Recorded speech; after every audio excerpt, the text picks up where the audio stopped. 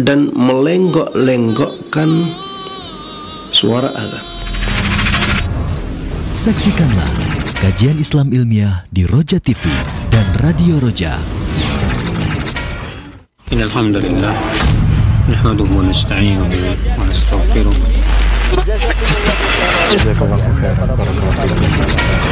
Roja TV, saluran tilawah Al-Quran dan kajian Islam.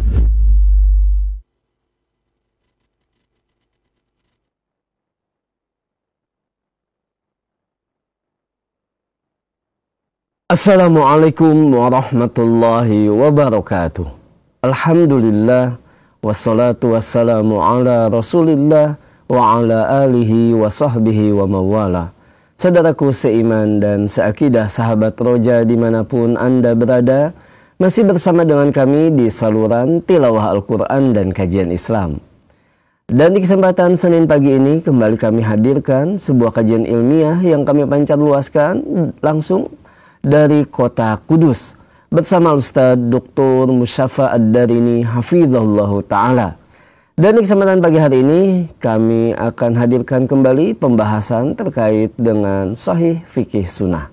Saudaraku seiman dan seakidah, Anda dapat menyimak kajian ini kurang lebih sampai pukul 7 nanti, dan Anda dapat berpartisipasi tentu saja dengan menyimak, dan juga silakan Anda dapat mengajukan pertanyaan melalui pesan WhatsApp dan melalui line telepon di nomor yang sama di 0218236543. Baiklah saudaraku seiman dan seakidah, untuk selanjutnya kita akan simak nasihat dari Ustaz Dr. Musyafa Ad-Darini hafizahullah ta'ala. Kepada Ustaz, falyatafaddal mashkura. Bismillahirrahmanirrahim. Assalamualaikum warahmatullahi wabarakatuh. Alhamdulillahi rabbil alamin. Wassalatu wassalamu ala ashrafil anbiya'i wa sayyidil mursalin Nabiina Muhammadin wa ala alihi wa sahbihi wa man tabi'ahum bi ihsanin ila yaumiddin.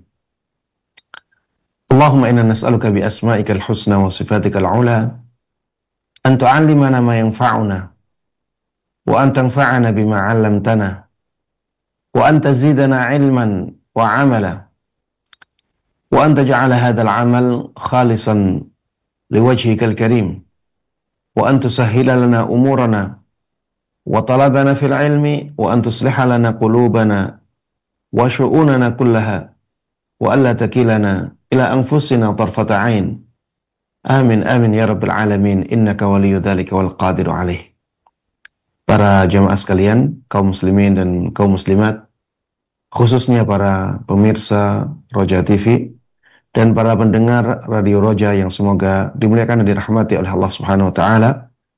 Alhamdulillah, kita terus panjatkan puja dan puji syukur kita kehadirat Allah Subhanahu wa taala atas nikmat-nikmatnya yang terus Allah berikan kepada kita semuanya, sehingga pada kesempatan yang berbahagia ini kita bisa meneruskan kajian ilmiah ini.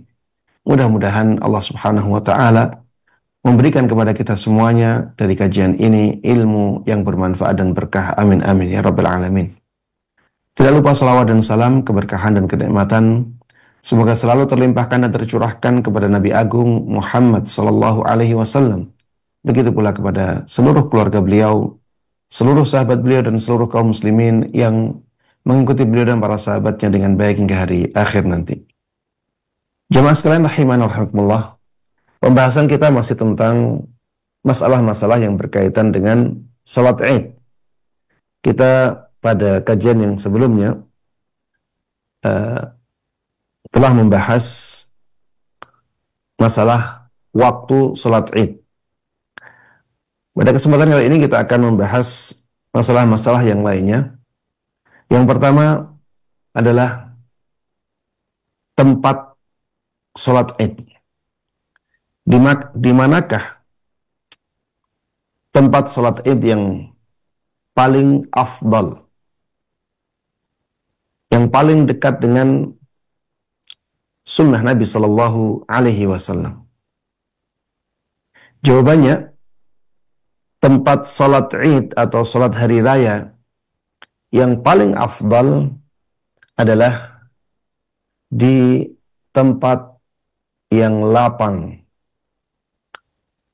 di musalla. Dalam bahasa hadis, di musalla. Musalla itu tempat salat yang bentuknya adalah seperti lapangan, ya.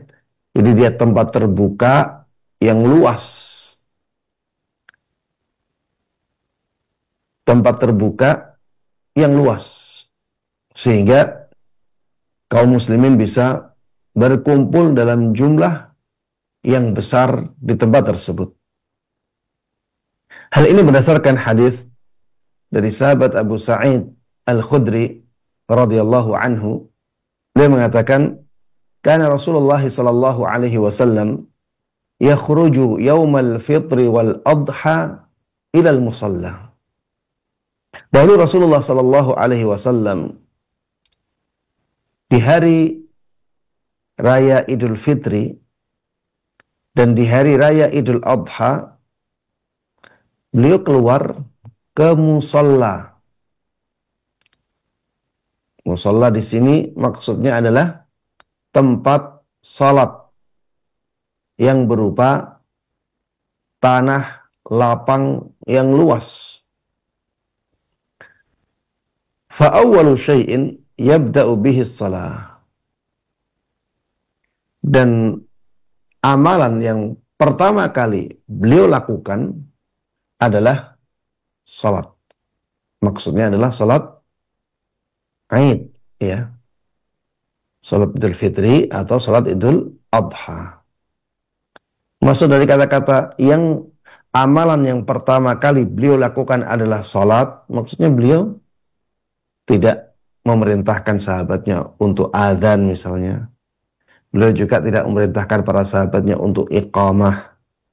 Beliau juga tidak salat sunnah dahulu, ya, sebelum salat Id. Ini maksud dari kata-kata fa awwalu syai'in yabda'u bihi as-shalah. Amalan yang pertama kali yang beliau lakukan adalah salat. Ya. Jadi tidak ada khutbah juga misalnya.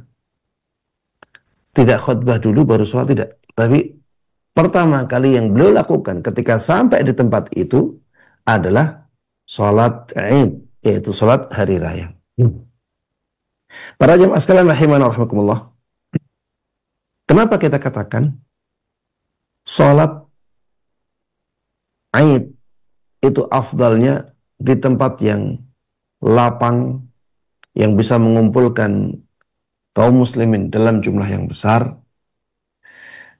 Karena pertama ini sunnah Nabi Sallallahu Alaihi Wasallam. Ya, beliau itu punya Masjid Nabawi yang sholat di dalamnya itu lebih afdal daripada 1000 kali sholat di tempat lain.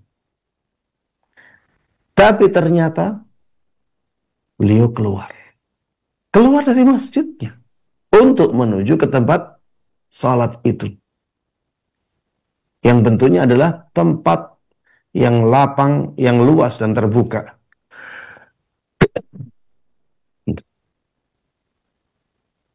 Ya, ini menunjukkan ya bahwa salat Aid atau hari raya di tempat lapang yang luas itu lebih afdal.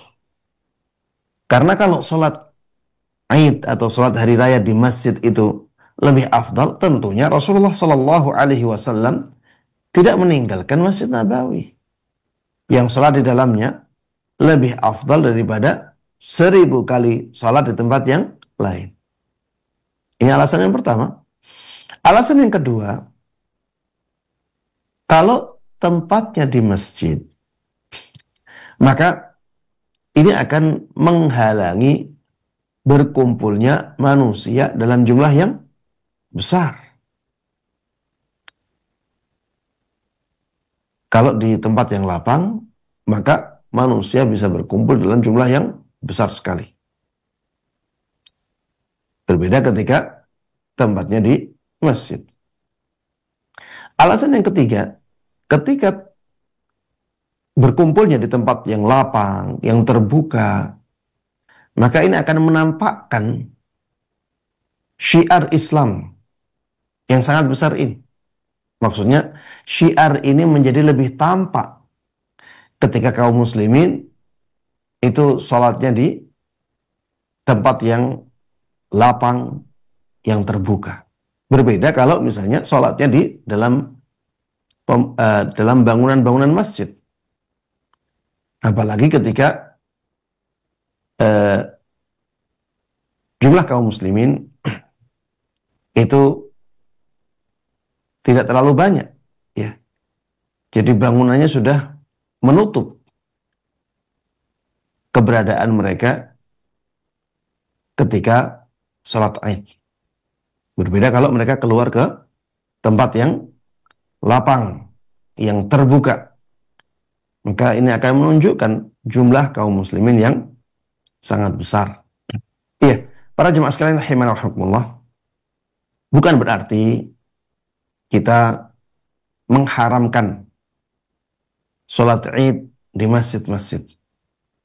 Pembahasan kita adalah bahwa ketika kita keluar ke tempat yang lapang dan terbuka untuk sholat Id, maka itu yang lebih afdal, itu yang lebih dekat dengan sunnah Nabi Sallallahu Alaihi Wasallam.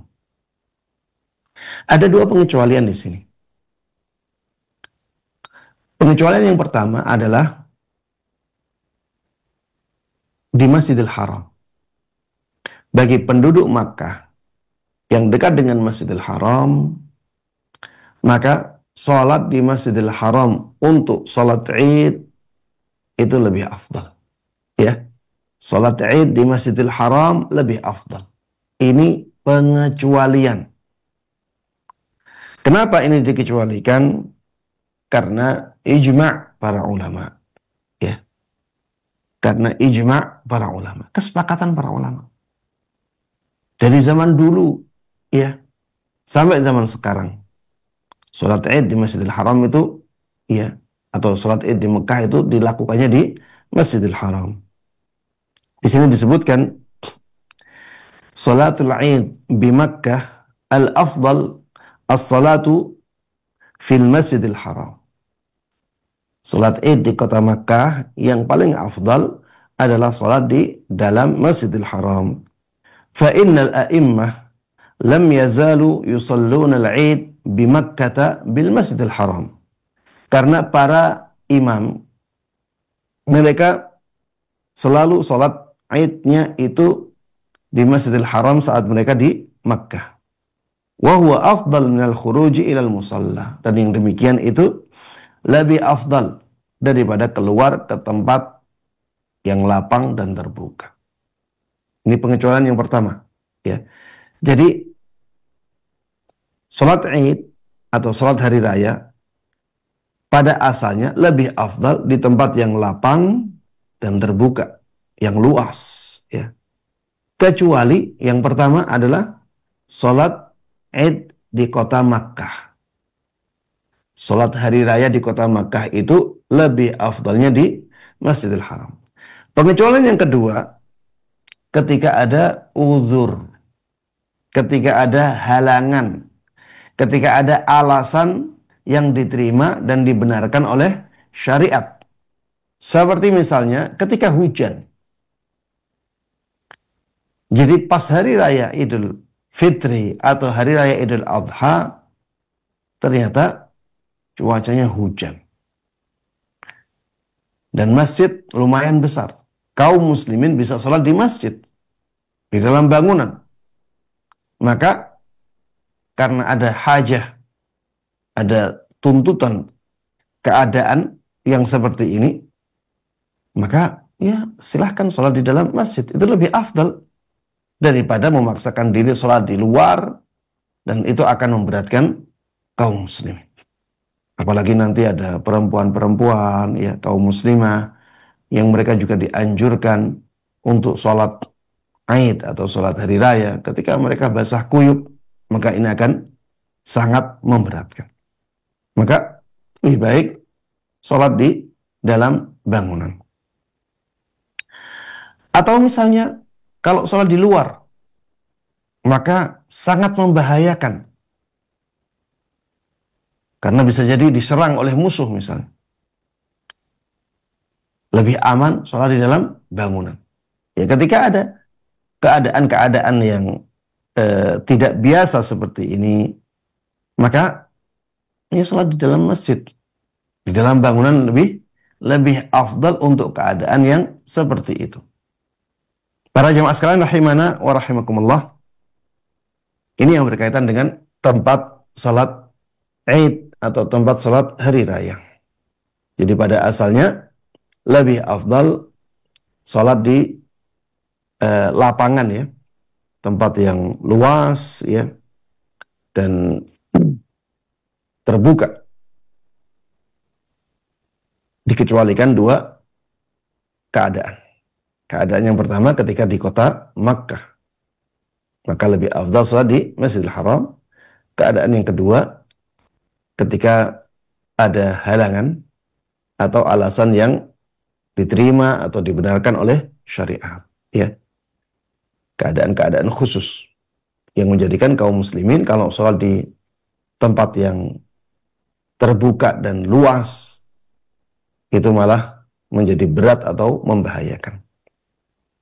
Kemudian perlu ada pengingat di sini ya, bahwa sholat Id atau sholat hari raya di antara tujuan besarnya adalah mengumpulkan kaum muslimin di satu tempat agar mereka bersatu. Maka jangan sampai kita menambah tempat sholat Id kecuali sangat mendesak sekali. Kalau misalnya dalam satu daerah itu bisa menjalankan sholat Id di satu tempat yang lapang dan itu sudah bisa mengumpulkan kaum muslimin di daerah itu, maka jangan menambah tempat sholat Id yang lainnya.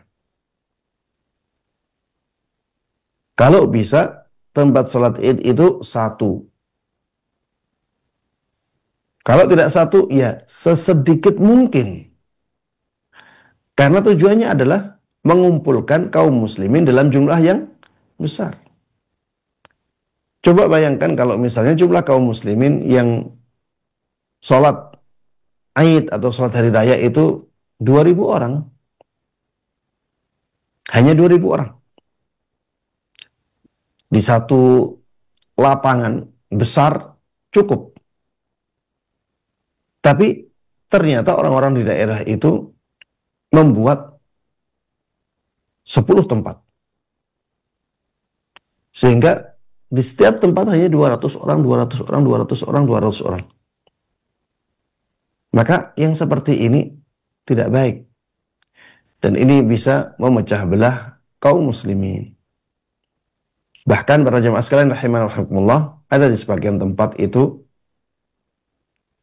sholatnya terpecah-pecah. Karena apa? Karena perbedaan pemahaman.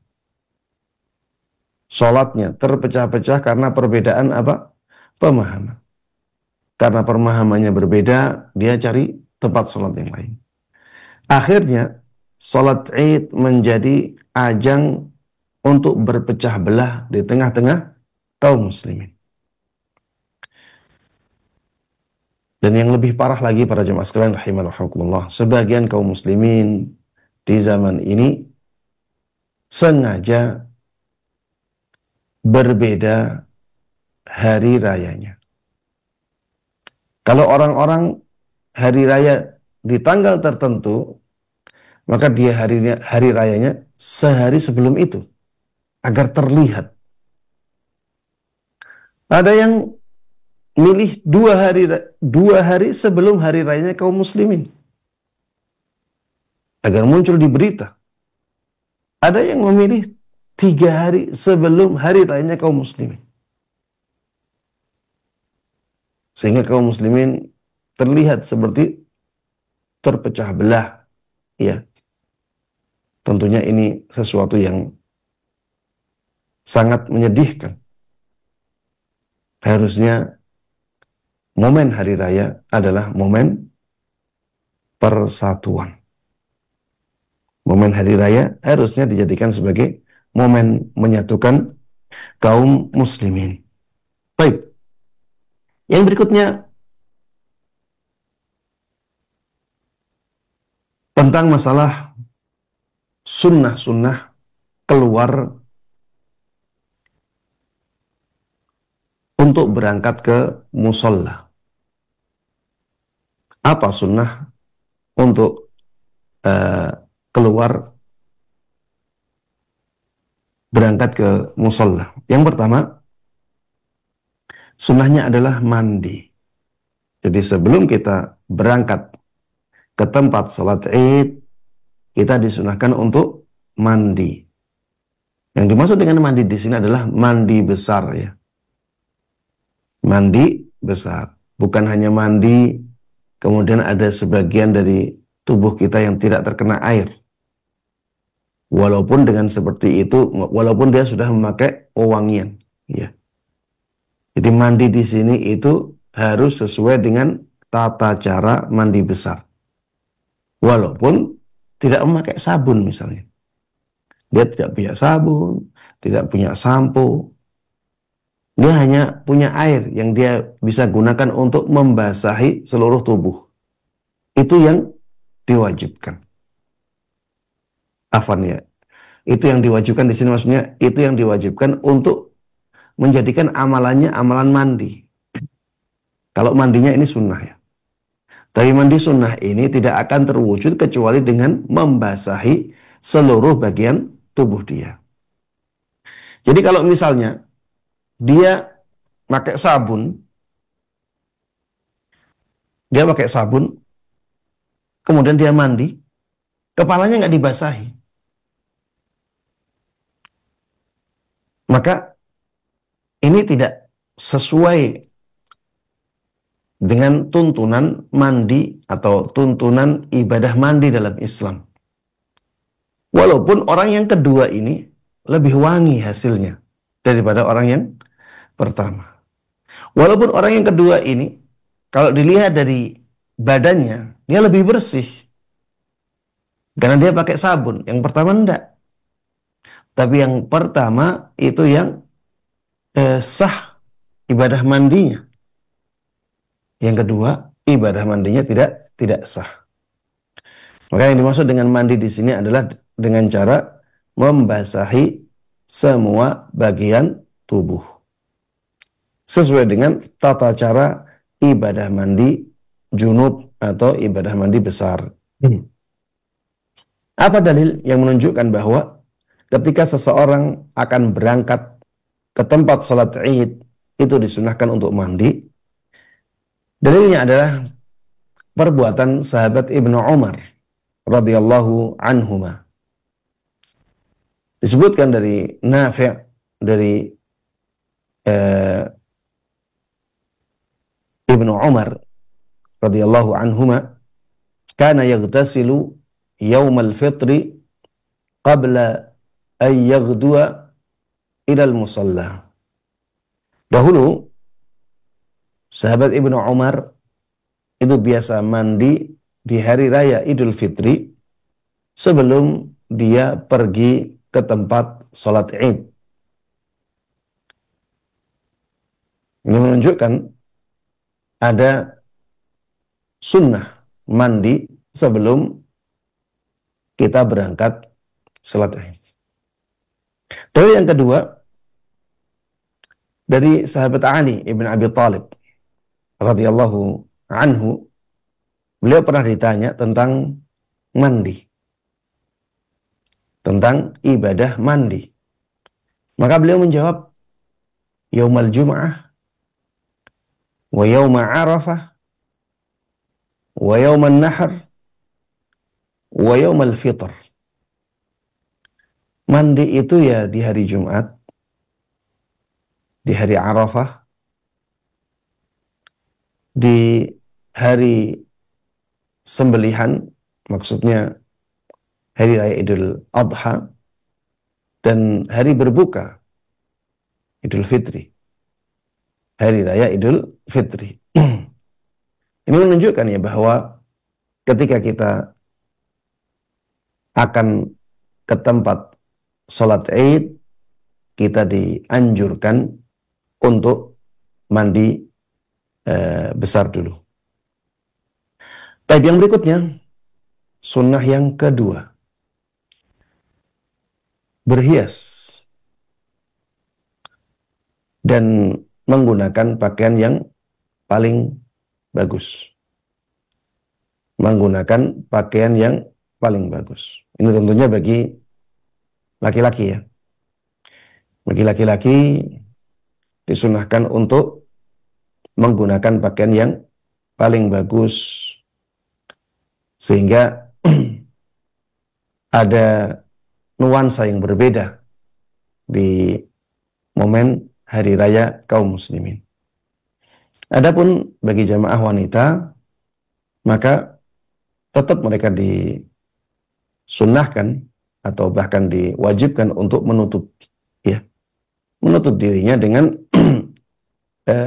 pakaian yang bisa menutupi keindahan tubuh mereka, agar tidak menjadi fitnah bagi jamaah laki-laki. Baik, apa yang menunjukkan adanya sunnah ini? Yang menunjukkan adanya sunnah ini adalah hadis atau athar dari Ibnu Umar. Ya, ini bukan athar, ini hadis ya. Hadis dari Ibnu Umar radhiyallahu anhuma. Beliau mengatakan, "Akhadha Umar jubbatan min istabraq tuba'u fis suq. Fa akhadhaha. Fa ata Rasulullah sallallahu alaihi wasallam faqala, ya Rasulullah, ibta' hadhihi tajammal biha lil 'aid wal wufud." Suatu ketika sahabat Umar Ibn Khattab radhiyallahu anhu mengambil jubah dari sutra yang sedang dijual di pasar. Kemudian sahabat Ibnu Umar membawa jubah itu kepada Rasulullah sallallahu alaihi wasallam. Lalu beliau mengatakan, "Wahai Rasulullah, belilah jubah ini, kemudian nanti bisa kamu pakai untuk menghias dirimu di hari raya dan ketika ada tamu-tamu besar, tamu-tamu utusan." Ini hadis hanya cuplikan saja ya, tidak disebutkan sampai akhir. Tapi di sini menunjukkan dianjurkannya memakai pakaian yang bagus, pakaian yang indah ketika hari raya. Karena ketika sahabat Umar Ibn Khattab radhiyallahu anhu menyampaikan hal ini, Rasulullah sallallahu alaihi wasallam tidak mengingkarinya. Wahai Rasulullah, belilah jubah ini yang bisa engkau gunakan saat hari raya dan saat ada tamu-tamu utusan dari luar yang menghadapmu. Rasulullah SAW tidak mengingkari hal ini, menunjukkan bahwa hal ini sudah menjadi sunnah kaum muslimin di zaman itu. Kemudian ada juga hadis dari sahabat Ibn Abbas radhiyallahu anhuma, anna Nabiya sallallahu alaihi wasallam kana yalbasu yaumal 'id burdatan hamra. Bahwa Nabi sallallahu alaihi wasallam dahulu di hari raya beliau biasa memakai burdah yang berwarna merah. Burdah ini seperti selendang ya. Jadi kain, potongan kain yang berwarna agak kemerah-merahan yang dipakai untuk menutup bagian atas badan. Digunakan untuk menutup bagian atas badan. Dan ketika dikatakan burdah hamra, ya, ini menunjukkan ada keindahan di situ, sesuatu yang istimewa, dan beliau memakainya di hari raya. Ini menunjukkan bahwa memakai pakaian yang paling bagus yang kita miliki di hari raya itu merupakan sunnah Nabi Shallallahu Alaihi Wasallam dan sunnah kaum muslimin. Kemudian sunnah yang ketiga, ketika kita akan berangkat sholat Id adalah makan atau minum sebelum berangkat ke tempat sholat Idul Fitri. Ya, jadi ini khusus di hari raya Idul Fitri. Karena sebelumnya itu puasa. Hari raya Idul Fitri sebelumnya itu puasa. Kemudian masuk hari raya Idul Fitri. Maka kita disunahkan untuk makan dulu. Sebagai tanda kita tidak puasa. Dan ini juga dahulu dicontohkan oleh Nabi kita Muhammad sallallahu alaihi wasallam. Dari sahabat Anas ibn Malik radhiyallahu anhu, beliau mengatakan, "Kana Rasulullah sallallahu alaihi wasallam la yaghdu yaumal fitri hatta ya'kula tamarat." Dahulu Rasulullah sallallahu alaihi wasallam tidak berangkat ke tempat salat Idul Fitri sampai beliau makan beberapa tamar dahulu. Jadi sebelum berangkat, beliau makan dulu. Makan beberapa butir tamar. Kemudian setelah itu beliau baru berangkat ke tempat sholat. Ya, kenapa kok kurma? Kenapa tidak nasi? Karena memang yang ada di waktu itu adalah kurma. Menjadi makanan pokok masyarakat Madinah ketika itu. Yang ada itu. Maka yang dimakan oleh Rasulullah SAW adalah kurma itu. Di tempat kita, ya, yang biasanya lebih mudah makan nasi, ya sudah, tidak masalah makan nasi. Ini menjadi sunnah. Intinya makan, ya, sebagai bukti bahwa kita tidak berpuasa di hari raya. Adapun ketika hari raya Idul Adha, maka sunnahnya tidak makan. Sunnahnya tidak makan. Ini subhanallah ya.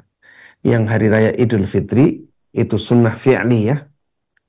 Yang hari raya Idul Adha sunnah tarkiyah. Di hari raya Idul Fitri sunnah untuk melakukan amalan tertentu, yaitu makan sebelum berangkat ke sholat Idul Fitri. Sedangkan di hari raya Idul Adha ada sunnah tarkiyah. Sunnah yang bentuknya adalah meninggalkan amalan tertentu. Sunnah tidak makan sebelum berangkat sholat Idul Adha. Ya, di sana sunnah fi'liyah, di sini sunnah tarkiyah. Hal ini berdasarkan hadis dari sahabat Buraidah radhiyallahu anhu.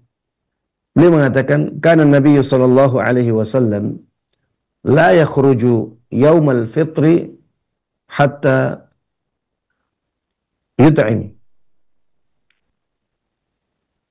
Dahulu Rasulullah sallallahu alaihi wasallam tidak keluar untuk berangkat ke salat Idul Fitri, salat Idul Fitri, salat hari raya Idul Fitri, ya, sampai beliau makan.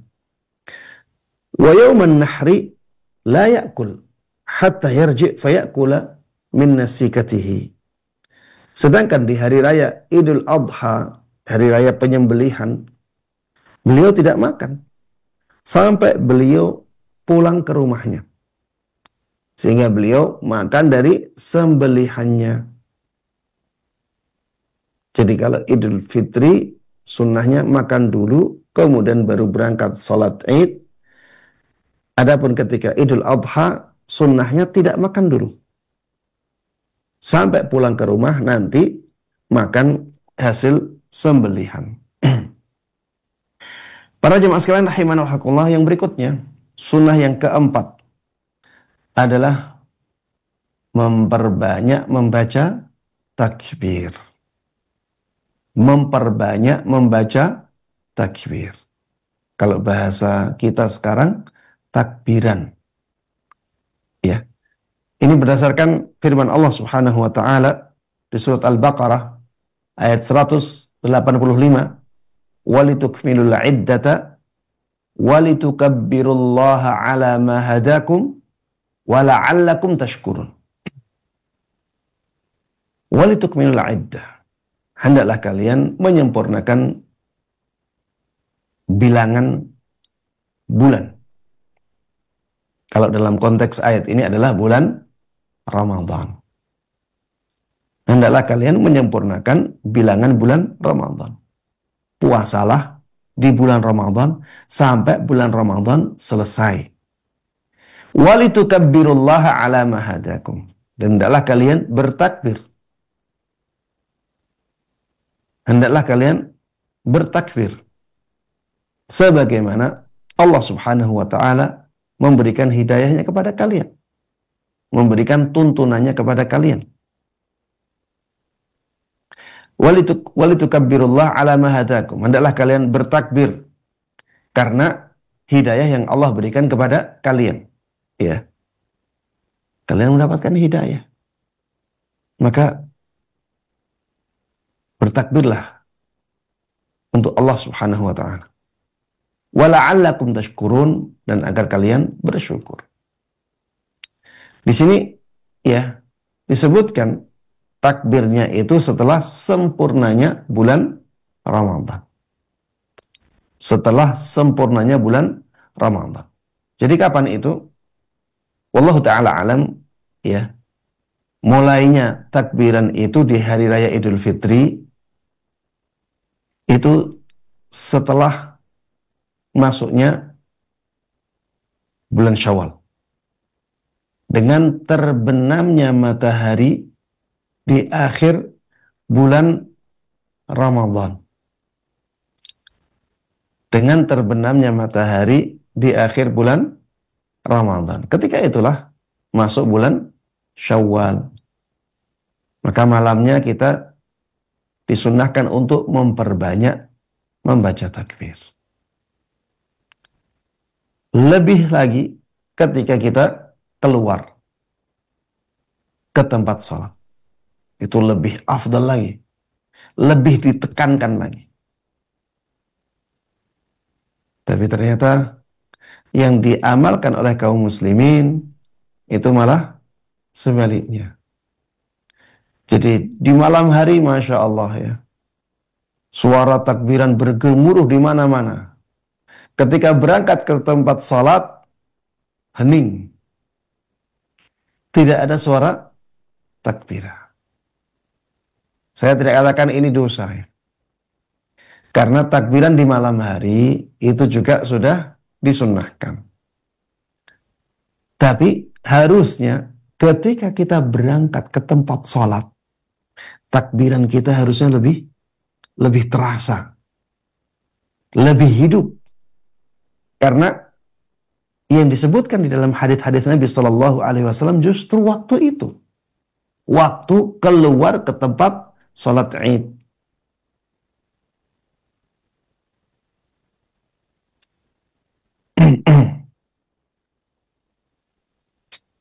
Baik, apa dalilnya? Dalilnya dari sahabat Ibnu Umar radhiyallahu anhuma.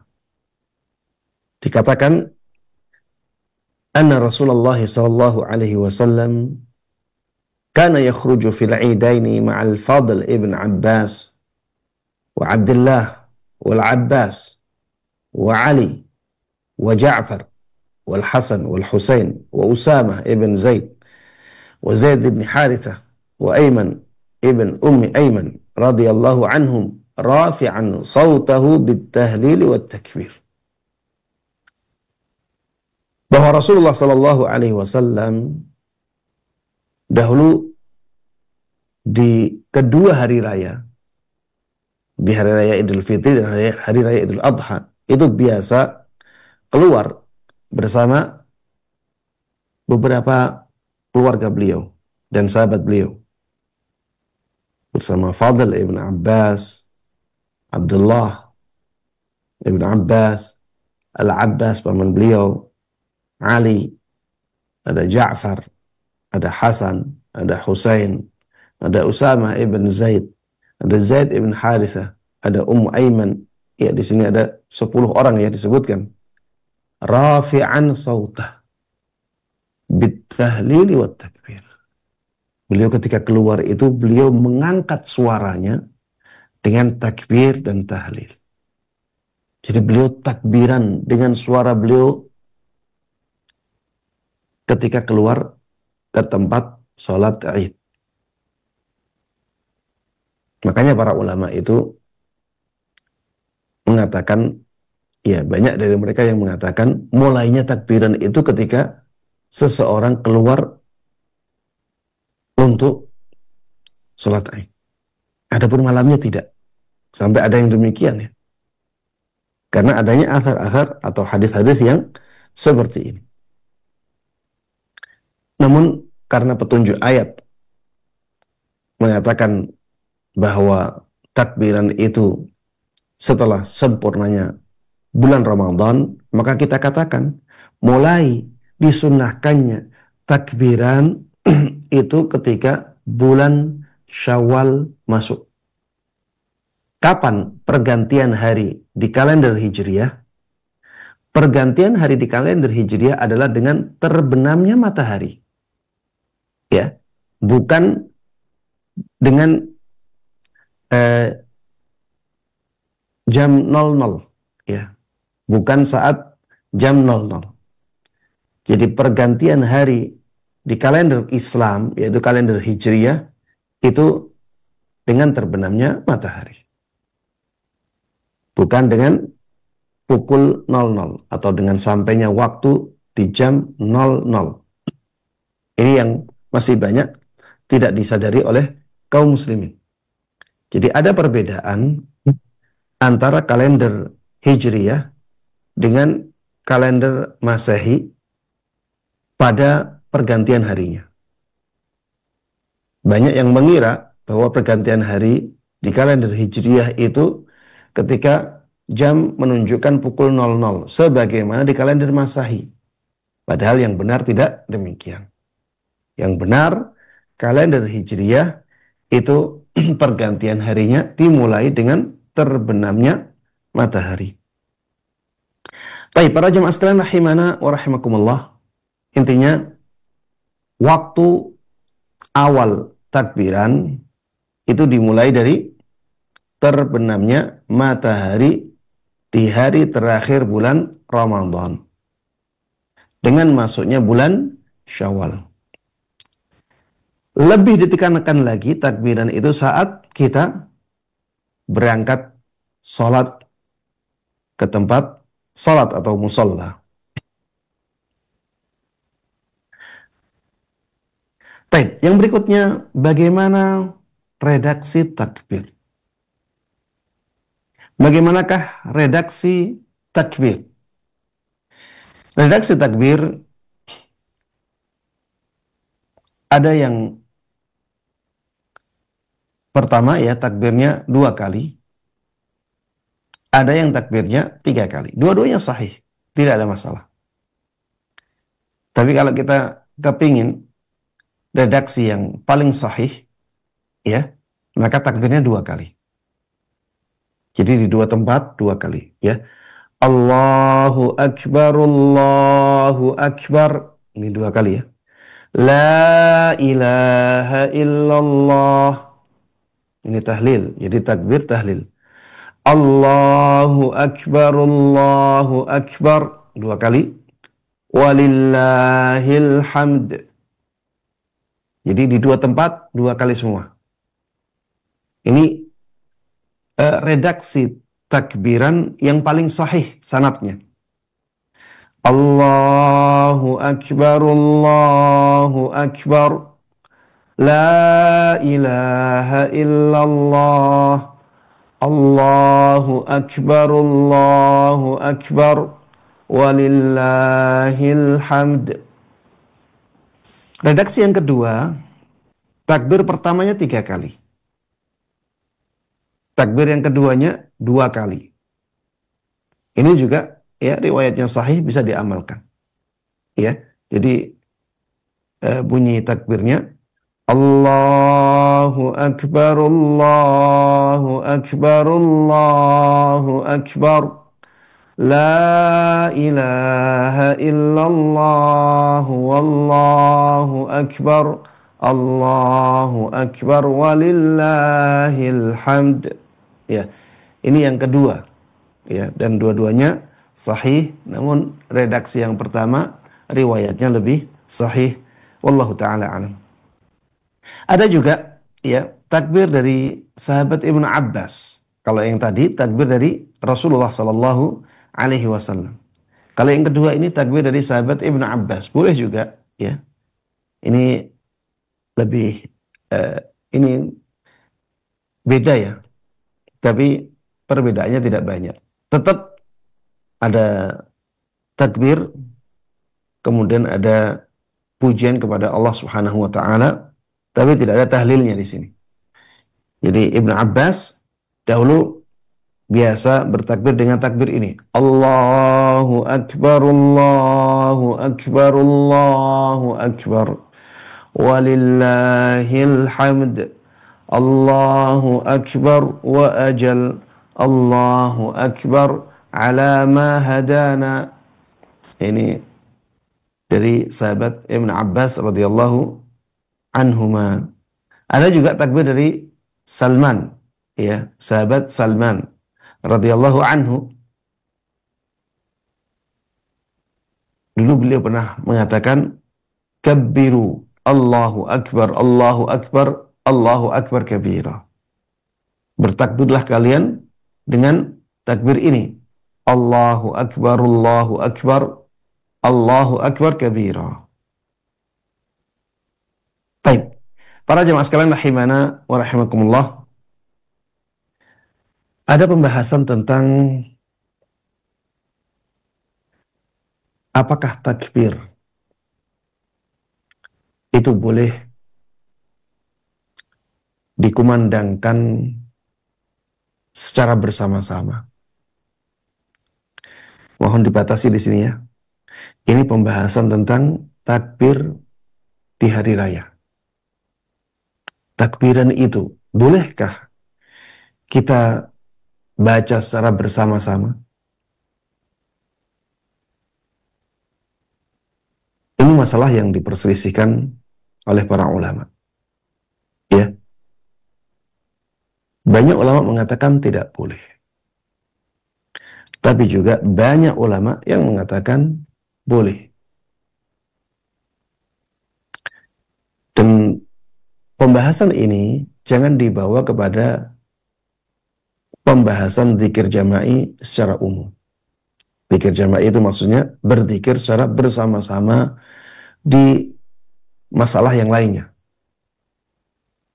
Ini berbeda ya. Jadi takbir jama'i untuk hari raya kaum muslimin, ini pembahasan yang berbeda dengan zikir jama'i yang lainnya. Zikir jama'i secara umum.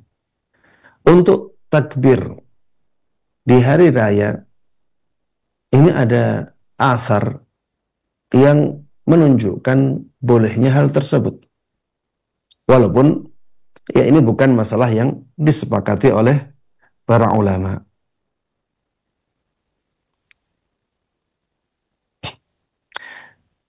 Di antara yang menunjukkan hal tersebut adalah athar, ya.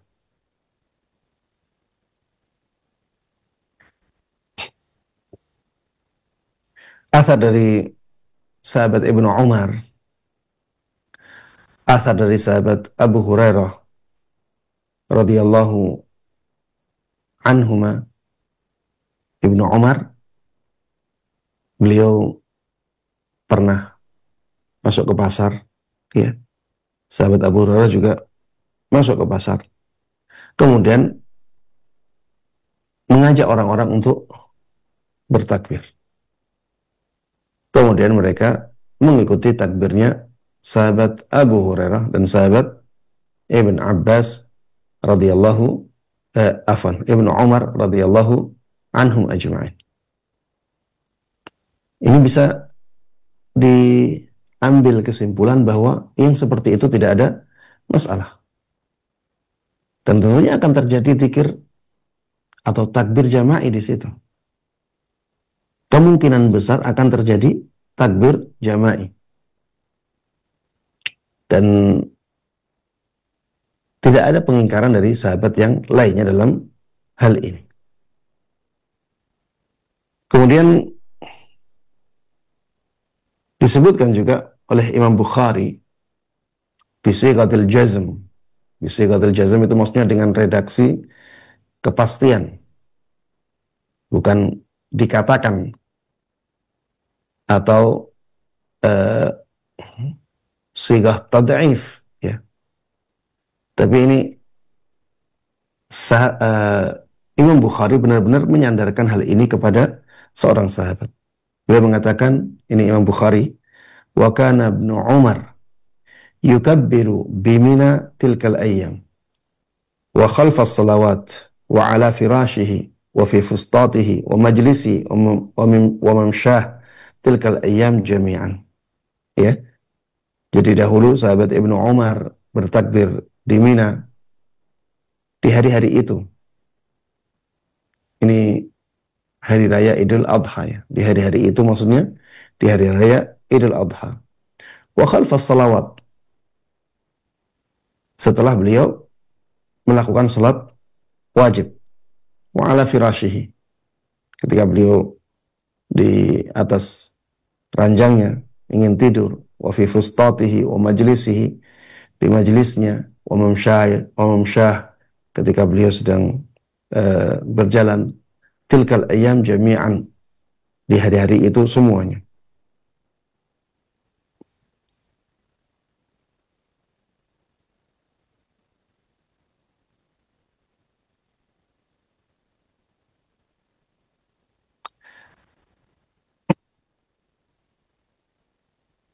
Ada satu asar, ya, yang lebih tegas dalam masalah ini.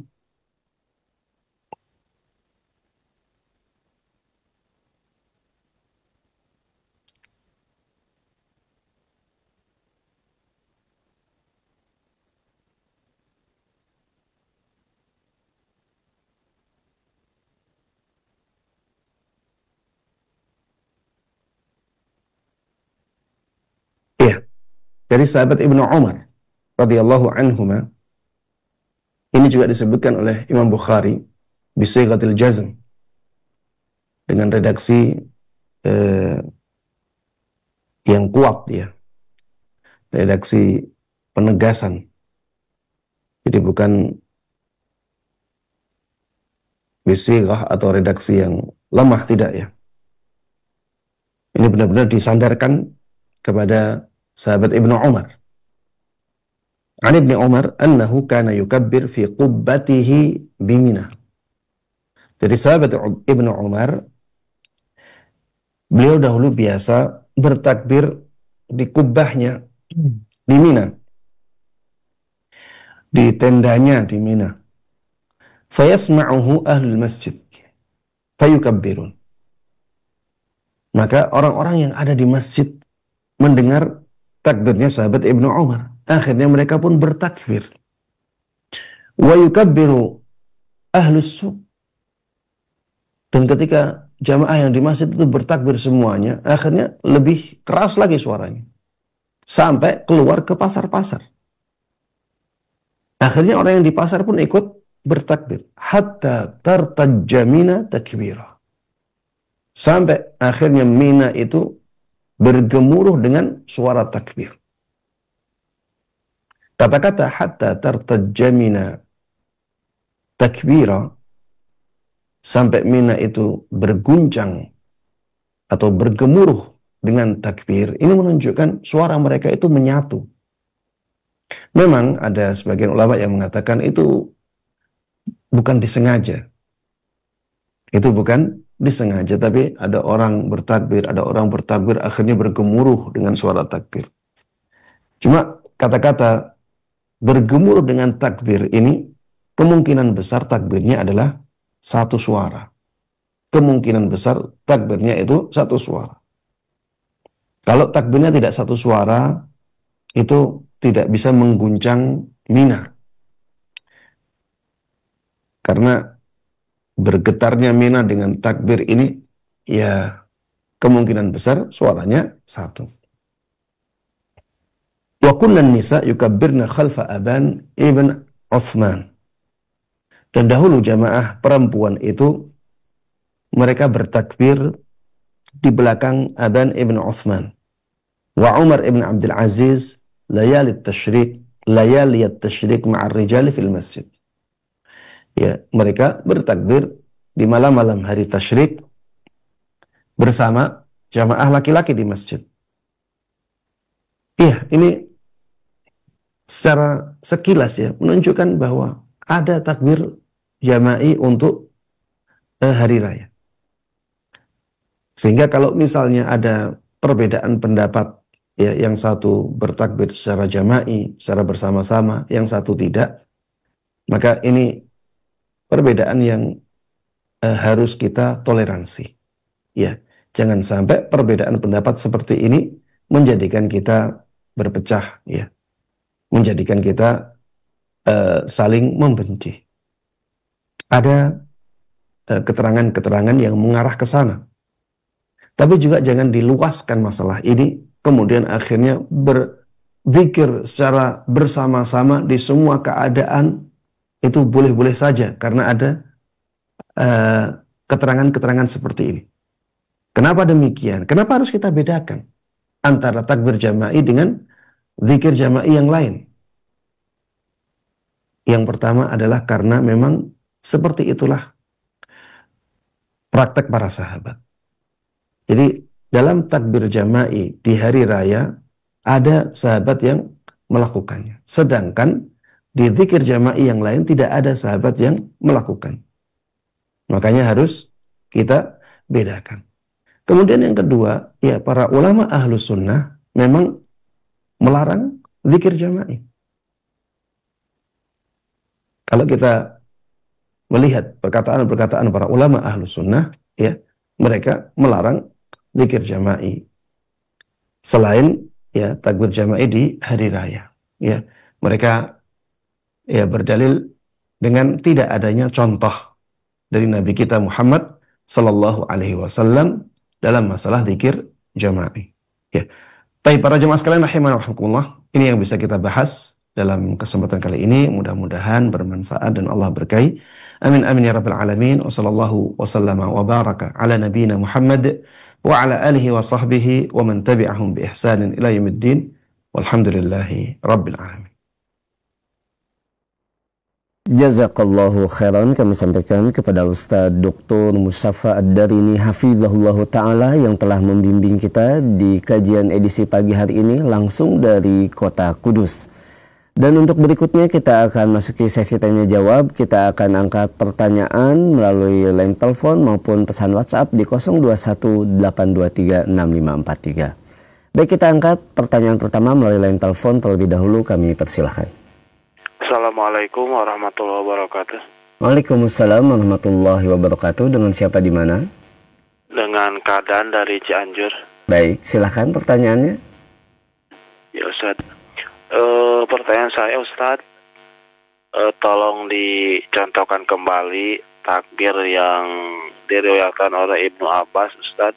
Bagaimana, berapa kali gitu, Ustaz, bacaannya? Kemudian yang kedua, apakah larangan sholat semenjak setelah sholat fardu subuh sampai naiknya matahari sampai waktu isyraq itu berlaku juga larangan sholat untuk sholat id, Ustaz? Apakah harus melewati waktu itu juga, Ustaz, seperti sholat yang lainnya, Ustaz? Baik. Ya, syukur, Ustaz. Jazakallahu khair. Assalamualaikum warahmatullahi wabarakatuh. Wa jazakallahu khairan. Waalaikumsalam warahmatullahi wabarakatuh. Tafadhol, Ustaz. Untuk yang pertanyaan yang kedua, saya mulai dengan pertanyaan yang kedua dulu ya. Ketika sholat id ya, maka kita sholatnya memang menunggu matahari meninggi ya. Karena ketika matahari baru terbit ya, ini termasuk waktu larangan sholat ya. Itu termasuk waktu larangan sholat. Jadi setelah kita sholat subuh, itu kita dilarang sholat sampai terbitnya matahari. Ketika matahari terbit, ini pun masih waktu larangan sholat. Sampai kapan? Sampai matahari meninggi. Ya sekitar 15 menit ya, 10 sampai 15 menit. Matahari meninggi baru kita boleh sholat. Apakah sholat id juga demikian? Jawabannya iya. Sholat id itu dilakukan bukan ketika matahari terbit, tapi ketika matahari sudah agak meninggi. Allah Ta'ala a'lam. Kemudian pertanyaan yang pertama tadi tentang redaksinya sahabat Ibnu Abbas dalam bertakbir. Iya, disebutkan di sini di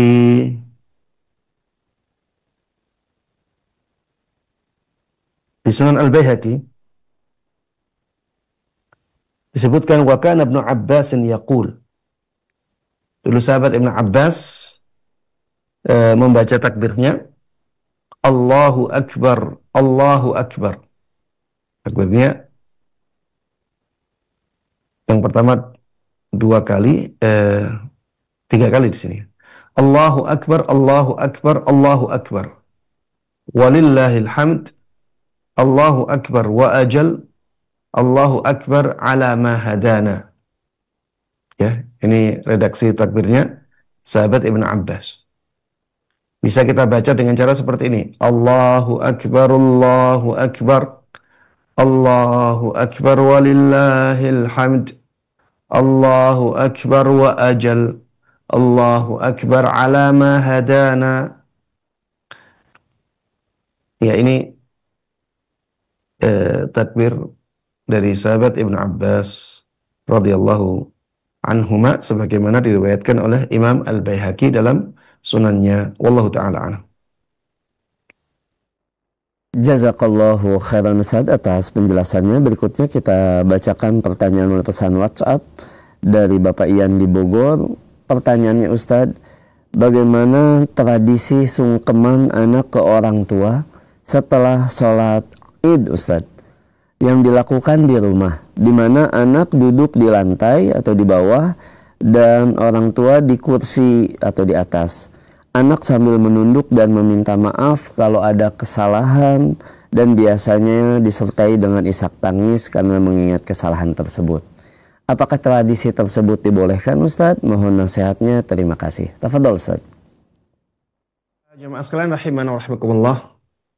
Sebenarnya yang menjadi masalah di sungkeman adalah posisi ya.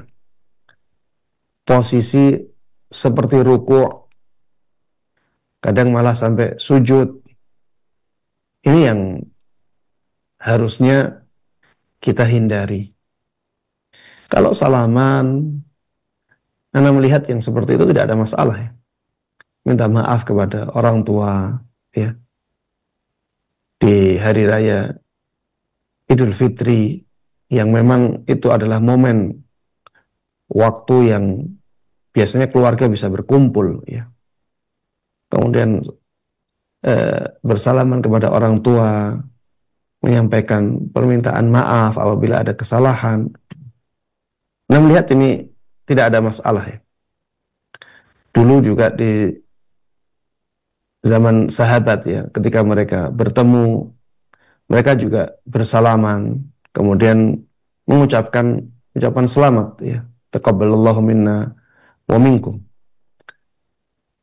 Maka ketika ini kita lakukan kepada orang tua ya, bersalaman, minta maaf ya, Anda melihat ya nggak ada masalah ya. Ini adat kebiasaan yang tidak bertentangan dengan syariat. Tapi tadi ya, ada sisi yang harus kita hindari, dan itu bisa dihindari. Misalnya, kita ubah tempat duduknya.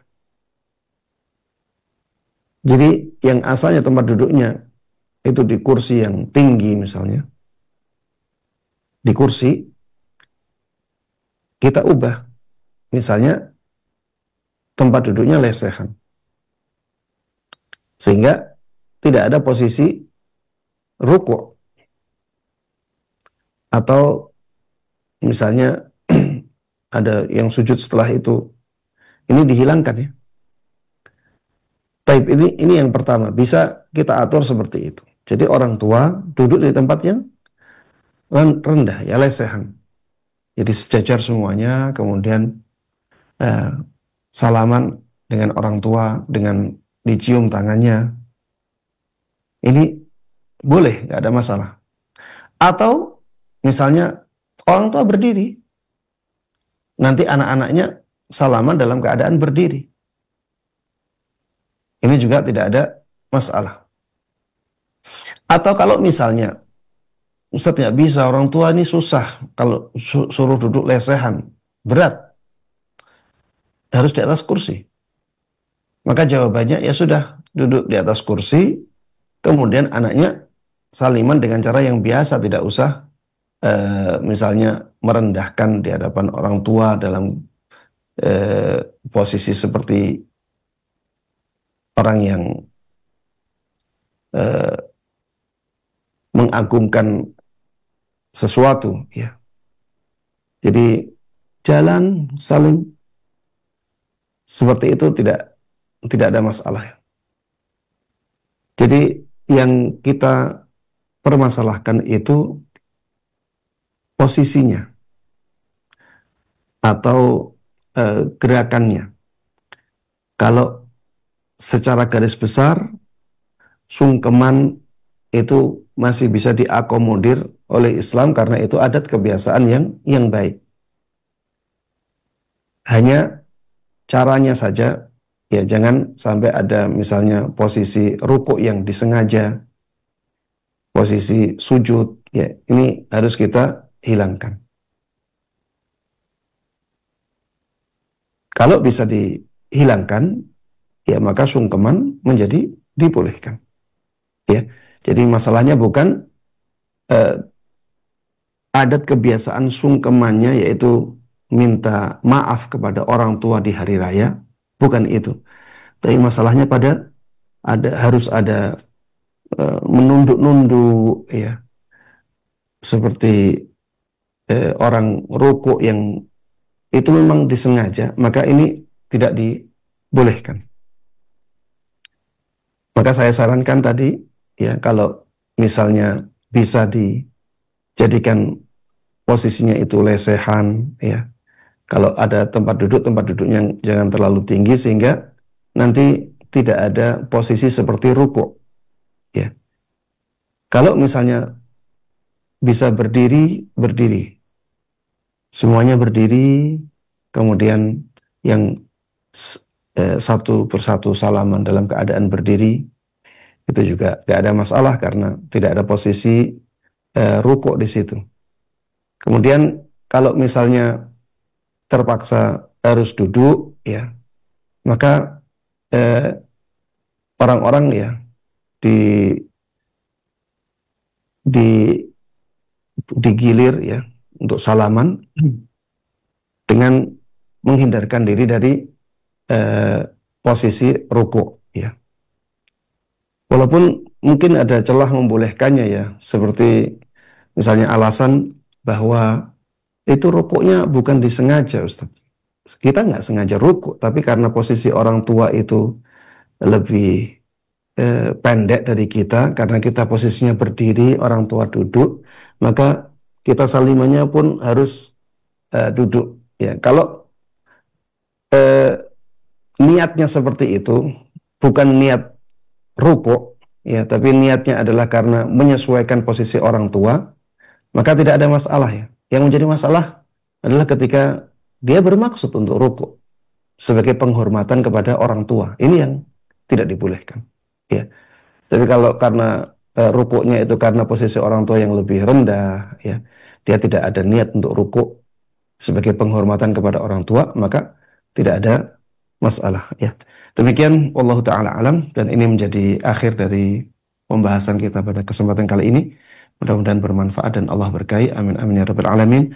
Wa sallallahu wa sallama wa baraka ala nabiyyina Muhammadin wa ala alihi wa sahbihi wa man tabi'ahum bi ihsanin ila yaumiddin. Walhamdulillahi rabbil alamin wa subhanakallahumma wa bihamdik asyhadu an la ilaha illa anta astaghfiruka wa atubu ilaik. Wassalamualaikum warahmatullahi wabarakatuh. Waalaikumsalam warahmatullahi wabarakatuh. Kami ucapkan jazakallahu khairan kepada Ustaz Dr. Musyafa Ad-Darini hafizahullahu ta'ala yang telah membimbing kajian kita pagi hari ini langsung dari kota Kudus. Dan kami ucapkan pula jazakumullahu khairan kepada Anda sahabat Roja dimanapun Anda berada. Semoga ilmu yang kita pelajari menjadi ilmu yang bermanfaat, yang mendatangkan amal-amal soleh. Dan juga mohon maaf kami sampaikan atas beberapa kekurangan dalam siaran kita. Semoga Allah mudahkan kita untuk mengkaji agama ini, khususnya bersama Ustaz Dr. Musyafa Ad-Darini hafizahullah ta'ala di setiap hari Senin pagi pukul 6 kurang lebih sampai dengan selesai dari kota Kudus. Jazakumullahu khairan. Wassalamualaikum warahmatullahi wabarakatuh.